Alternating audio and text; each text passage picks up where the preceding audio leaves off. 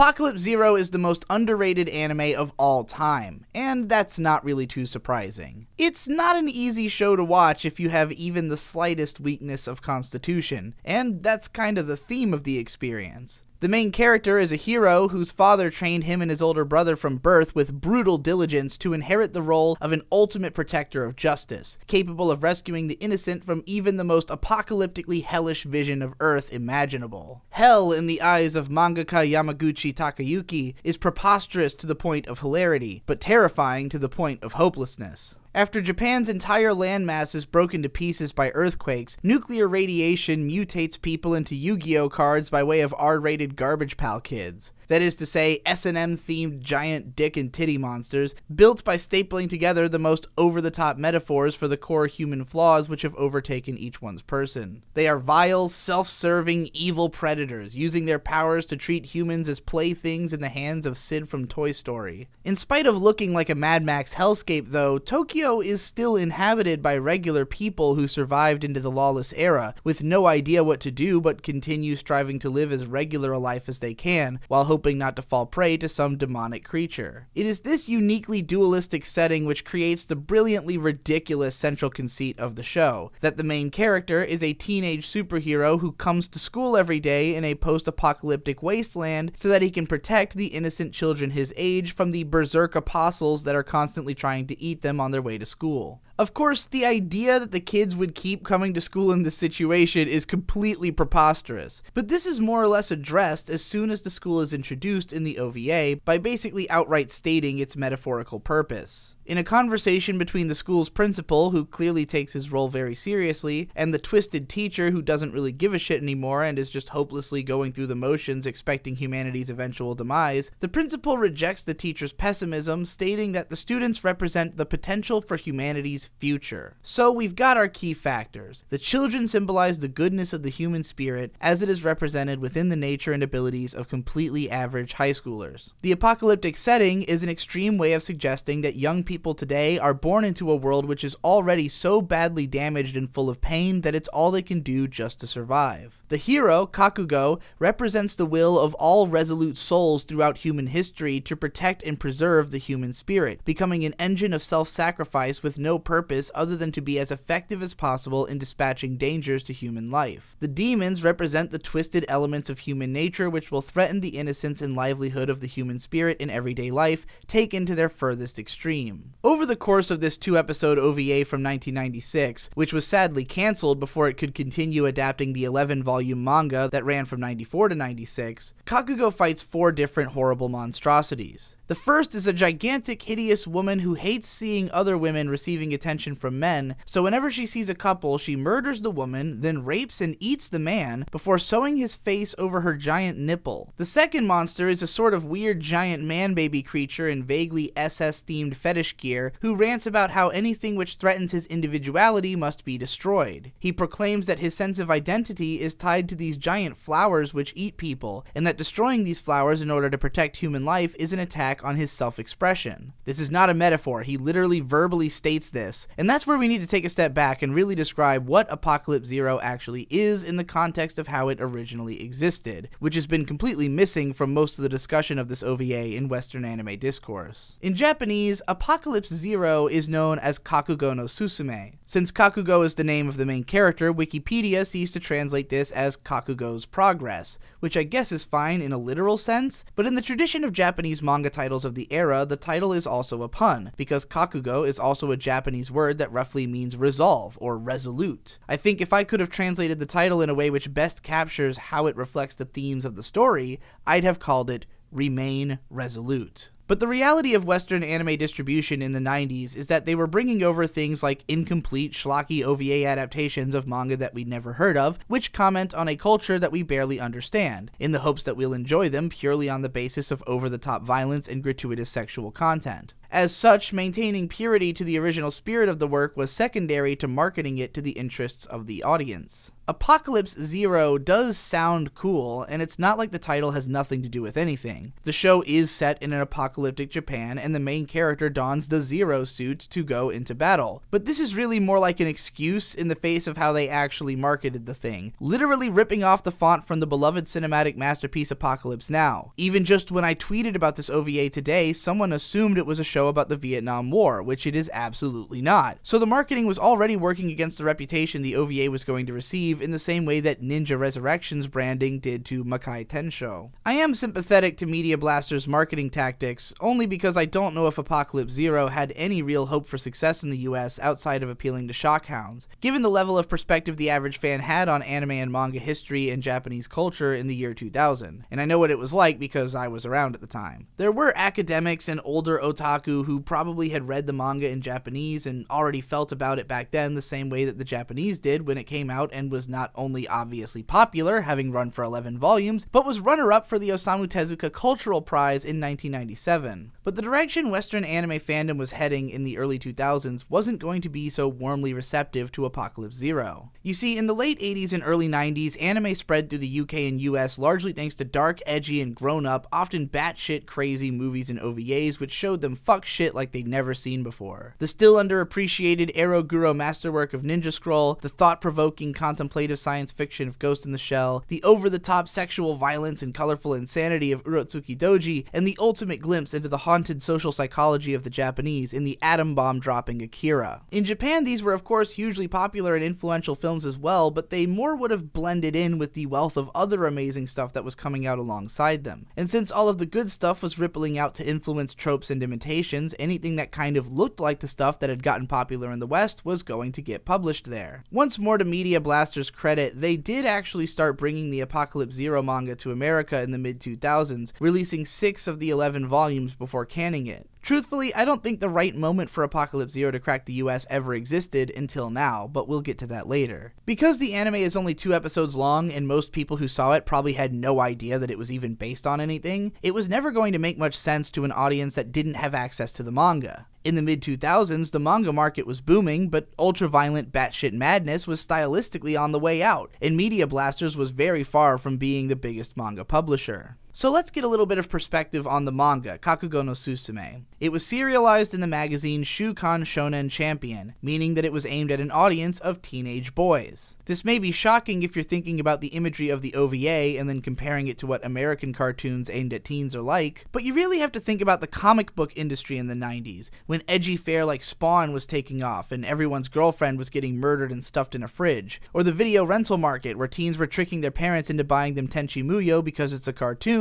and then masturbating to the bath scenes. Shonen Champion also publishes Baki the Grappler, and I'm about to make a whole bunch of shit click in your head when I tell you that this OVA was directed by the same guy who directed the recent Netflix original Baki series, and now some of you probably see where I'm going with this. Champion also publishes Beastars, written by Baki's author's daughter, and Yowamushi Pedal, and formerly the likes of Blackjack, Cutie Honey, Jitsu wa Watashi wa, Magical Girl Apocalypse, Mitsuro Moe, Mai Hime, various Saint Seiya spin-offs, Shinryaku Ika Musume, and many others. If you know these works, you know this is just as varied as any other shonen magazine, even if it is fair to say that some of this magazine's works have always fallen into the extremely edgy side of the shonen spectrum. But it's also fair to say that other shonen magazines have simply gotten toned down compared to how they used to be. While Shonen Jump is still plenty violent and edgy from time to time, it's been a while since it was manically insane like when JoJo's Bizarre Adventure was published there. But that's what the landscape of shonen manga had been like in prior decades, and it probably would have had much more of a chance in the US at the time had manga really been a thing here. But really, it was only when the overwhelming influence of Dragon Ball, which hit Japan in the early 80s and America in the mid-90s, had rippled out to a generation of 20-something mangaka creating more upbeat and teen-friendly shonen action fare that the manga revolution would come to the US in the early 2000s. Meanwhile, Cartoon Network, WB, Fox, the internet, and a burgeoning DVD market were cultivating a larger, younger, and even more connected generation of anime anime fans outside of the previous culture. During this era, kids like me were absolutely terrified of most of those old turbo-violent OVAs, and the tastemakers of our time were hardly steering us into them. Many of the more serious anime fans who were forming careers around the medium and seeking to legitimize it as a mainstream form of entertainment had largely turned their noses up at a lot of the edgy old stuff that had caused their peers and parents to judge them for their interest in the medium, especially all of that raucous sexual violence.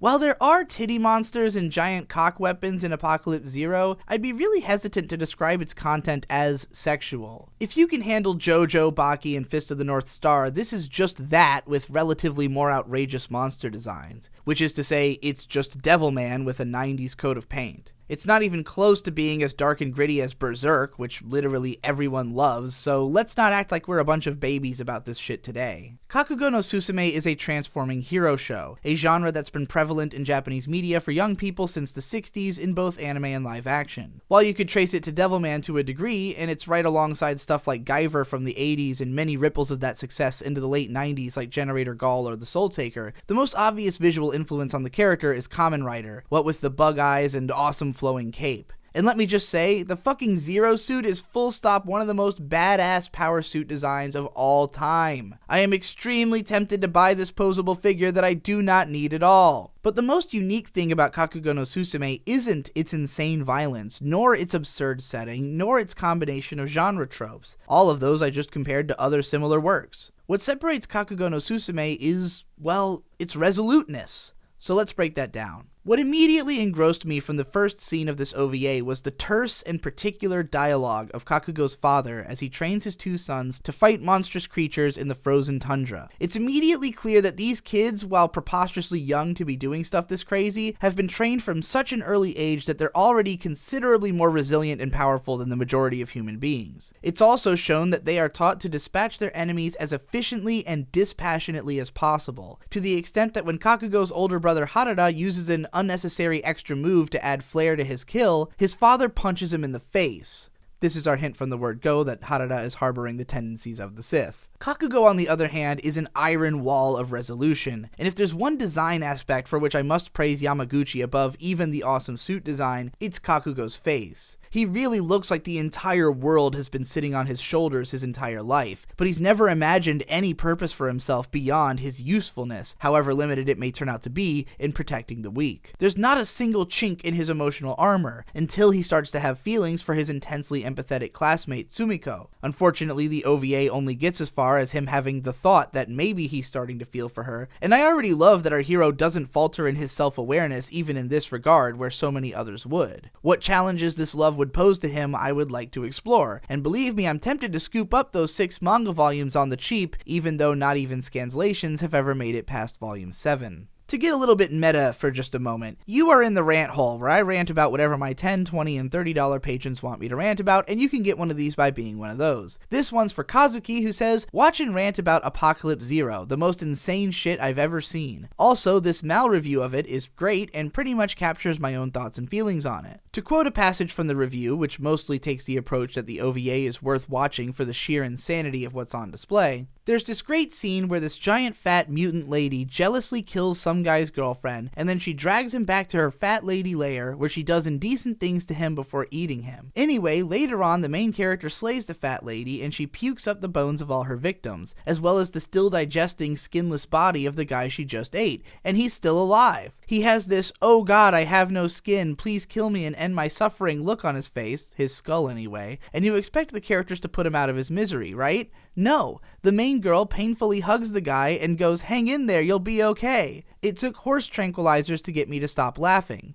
As an accidental black comedy, it doesn't get much better than this. I completely understand this reaction to the scene in question, and I'm glad that the reviewer enjoyed it, but to tell the truth, I had been kind of emotionally touched by this scene. After all, right from the start, I had to be keyed into the fact that, like so much of Japanese media, Kakugo no Susume heavily uses iconography associated with the bombings and nuclear fallout of Japan in World War II, super collided with the country's long history of being ravaged by natural disaster. As the dissolving boy crawls away from the pool of corpses vomited by the monster woman, he pleads for help while his body melts to the bone. Immediately I thought about the imagery of the bomb victims from Barefoot Gen. Like in that film, the other children are terrified of their former friend's shambling corpse, except for Sumiko, Sumiko, who fearlessly and tearfully embraces him. Later, after the monster is defeated, the kids are debating how they should deal with their classmate. Can they even safely touch him to bury him? But before they have time to form a plan, Kakugo goes ahead and sets his and all the other corpses ablaze, and in a tunnel of red light we see their souls ascending to the afterlife.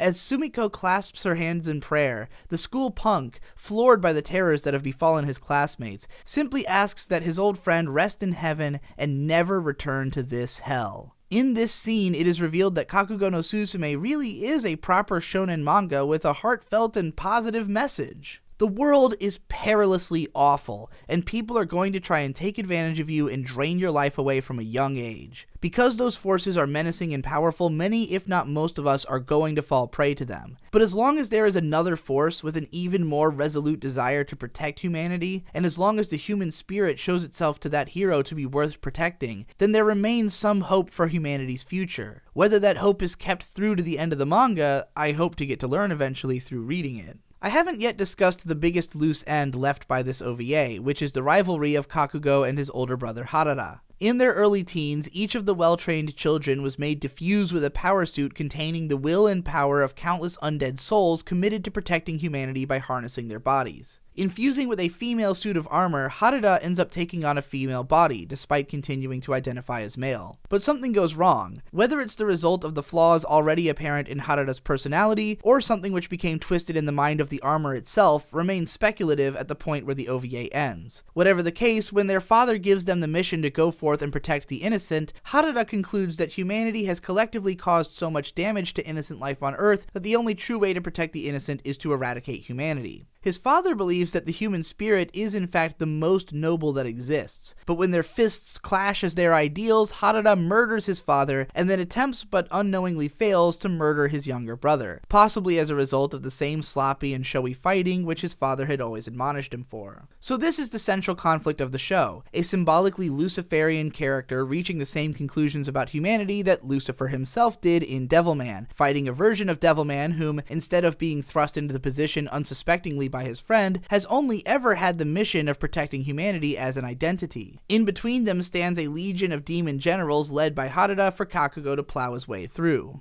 In the second episode, Kakugo first has to combat a run-of-the-mill thought, and then a run-of-the-mill boomer, who at one point shouts that the key to longevity is to kill the young. The time for Apocalypse Zero is right now. It's a time when, regardless of what the state of the world may be in comparison to how we've seen it in the past, young people are generally terrified and surrounded by unspeakable Lovecraftian horrors. If a blue baby man in an SS hat swinging his dick at people and screaming about how any threat to his identity, which itself is a threat to human safety, must die, isn't just begging for a bunch of blue checkmarks on Twitter to write think pieces about it in 2020, then nothing is. Mangaka Yamaguchi Takayuki is probably better known in America for the cult-beloved turbo-violent samurai seinen series Shigurui, which was stylistically adapted to anime by Madhouse in 2007 and directed by Hiroshi Hamasaki, who also handled Technolize, Steins Gate, and the excellent currently airing Blade of the Immortal adaptation. Yamaguchi's artwork is absurdly dense and detailed to an extent that could probably never be accurately adapted to animation on any long-term basis, but the OVA is, in my opinion, more than visually gratifying enough to justify itself. The angular, emotive character designs may be silly and kinda dated, but I still think they're cool and lovable and they suit the story well.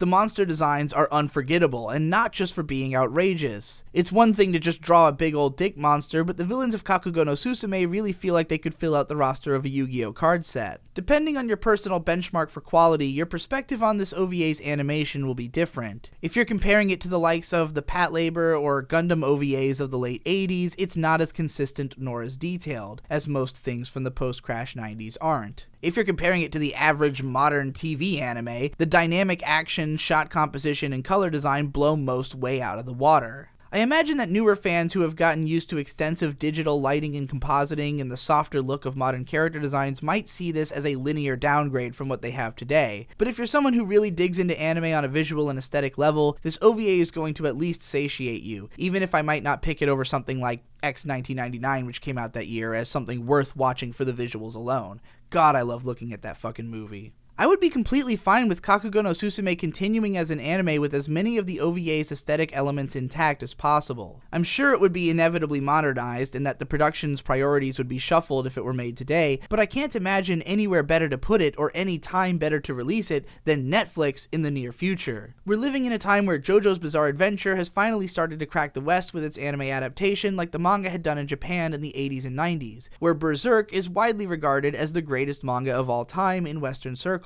And Devilman was just given a slick Netflix reboot by Masaaki Yuasa that swept our popularity contests for Show of the Year. Not to mention Baki, as I said earlier, which ran in the same magazine and had a Netflix anime adaptation from the very same director who handled the OVA. Even if you got Hamasaki or Yuasa to direct, or even someone completely unexpected, as long as a competent studio handles it, I think this is a franchise ripe and ready for revival. It just starts with demand, and I demand you give it a shot. I also demand that if you like videos like this, you give me money on Patreon so I can keep making them. And make sure to check out all the other channels and projects and shit I'm doing in the description, like the Radcon 4 Kickstarter to fund my light novel about drinking my friend's piss and eating crack. Thanks again for watching, and I'll see you in the next one.